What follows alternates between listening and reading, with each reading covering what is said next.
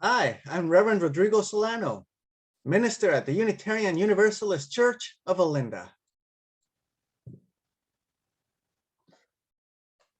Last November, I spoke about one of the lesser-known international observances, World Toilet Day.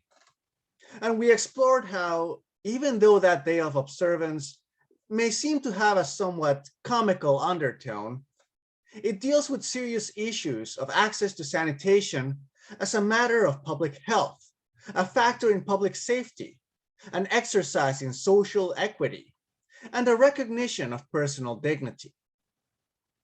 I shared at the time how, as a kid, I had been too embarrassed to ask my dad about how toilets worked or how they were invented, even though he had always been willing to explain to me the stories of invention and the mechanics behind things like Velcro, dynamite, and the telegraph.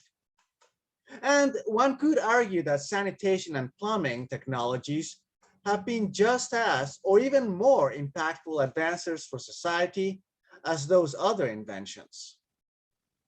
Yesterday, May 28th, was a similar, lesser known international observance, Menstrual Hygiene Day. Now, waste sanitation and menstrual hygiene are not quite the same thing, which is why international health organizations feature these matters separately. These two topics do, however, share some important overlaps. Both deal with matters that are often taboo and are therefore not spoken about as often as other important subjects of social concern. And speaking about them is precisely the kind of life-saving practice that we could do with doing more of. And matters of menstrual hygiene also impact public health and safety, as well as social equity and personal dignity.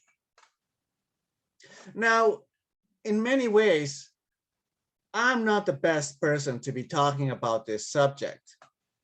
As a person who doesn't menstruate, never have and don't ever expect to, I have very limited capacity to speak about this experience with any authority. Many of you will already have a much deeper understanding about that experience than I ever will.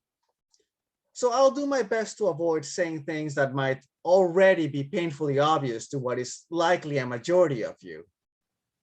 And to be clear, I'm not looking to give specific health lessons or a how-to guide on hygiene. I'm rather looking to invite deeper exploration on the meaning of some of these conversations that we do well to have more of. Because in some other ways, I may be precisely the kind of person who needs to speak about this subject more, insofar as I can be a collaborator and an ally in raising greater awareness about the importance of this conversation, especially for other folks who do not share in the experience of menstruation and who might therefore not immediately share the same level of investment in that matter as the people who have more direct experience with it. Now, you might have noticed that I've been using the phrase people or persons who menstruate rather than saying women.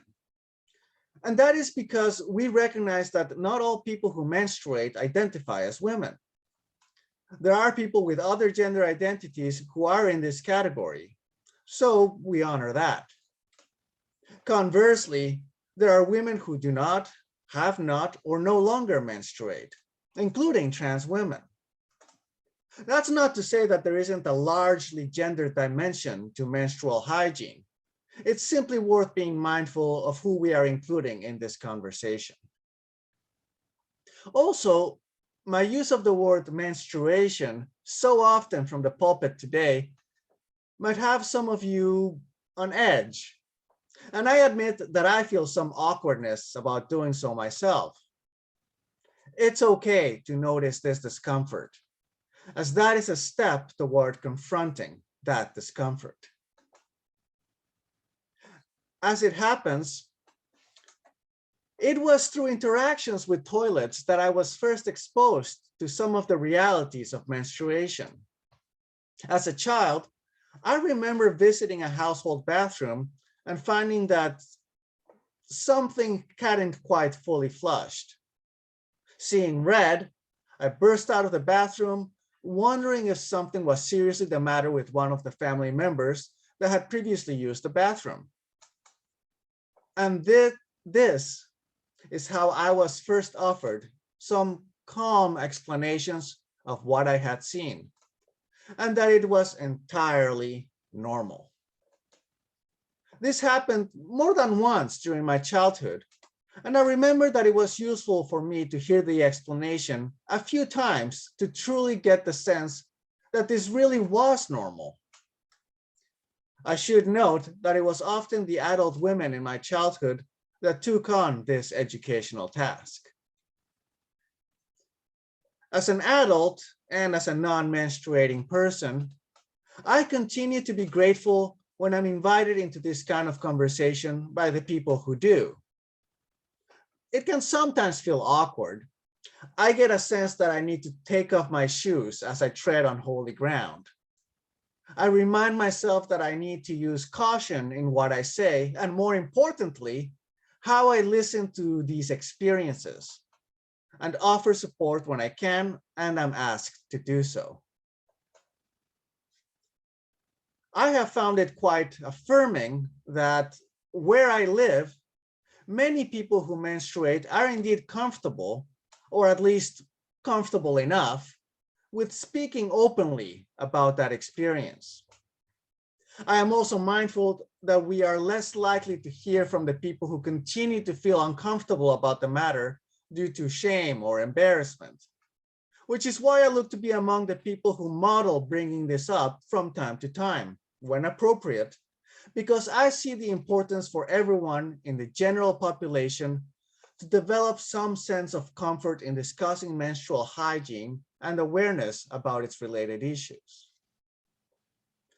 Failing to do so can lead to our larger society making uninformed decisions that affect a specific set of people, decisions that may be made by people who might not feel affected by those same decisions.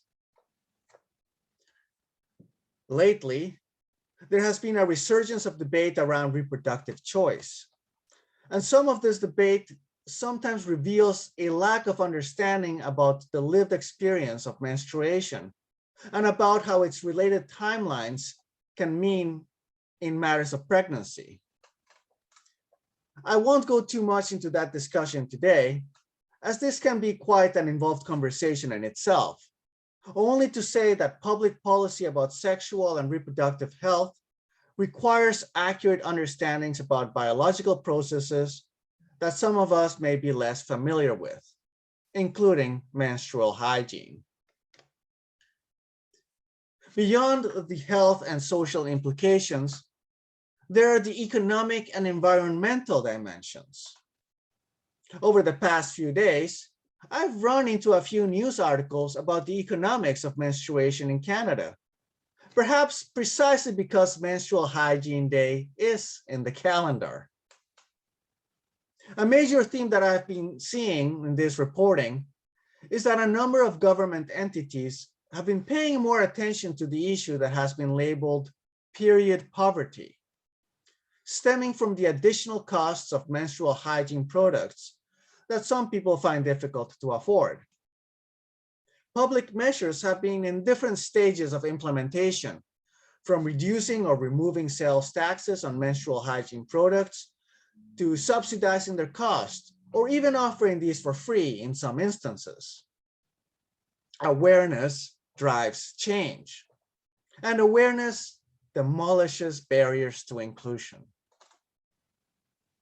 There is also a growing industry around new menstrual hygiene products or newer products that aim to reduce economic and environmental impacts by being reusable, from menstrual cups to reusable pads to washable period underwear and even period swimsuits. I can't speak directly to the efficacy of these products, but I have heard and read reviews that many of these can be surprisingly effective and often preferable to the more traditional products. The main aim of these has been to expand comfort and choice, as well as sustainability and affordability in the long run. Awareness drives change, and awareness demolishes barriers to inclusion. There has also been a movement around expanding paid leave to cover days when the experience of menstruation may make attending work difficult. There is some controversy around this, which I don't feel qualified to comment about responsibly. But the fact that this discussion is happening tells me that a drive to reduce stigma and economic barriers is taking a greater foothold, because awareness drives change, and awareness demolishes barriers to inclusion. Indeed, removing systemic barriers to inclusion is a major reason why this conversation, uncomfortable as it may sometimes be, is important for us to be part in, including by those of us who do not menstruate. One roommate of mine had a practice of laying out a basket of disposable menstrual hygiene products on the tank of our toilet in our shared bathroom. She didn't use these particular products, but wanted to ensure that any guests who might need them would have minimal barriers to access them. And even if our guests ended up not needing them at all, her practice also bore witness to intentional inclusion, effectively telling our guests, "You are welcome here, no matter your experience." I must have internalized part of this lesson from that roommate, because every once in a while, when I'm looking through my backpack or satchel, I still run into spare menstrual hygiene products that I packed at some point, just in case someone around me was in need of them. I don't know that I'll ever be asked, but it looks like I might just be prepared to respond if I am. My friends, awareness drives change, and awareness demolishes barriers to inclusion. My friends, awkwardness and discomfort in difficult conversations like these is normal. Identifying and confronting this discomfort is a step in reducing it. My friends, in this community, these conversations have a place. So may it be, taking off our shoes in the spirit of inclusion. Amen.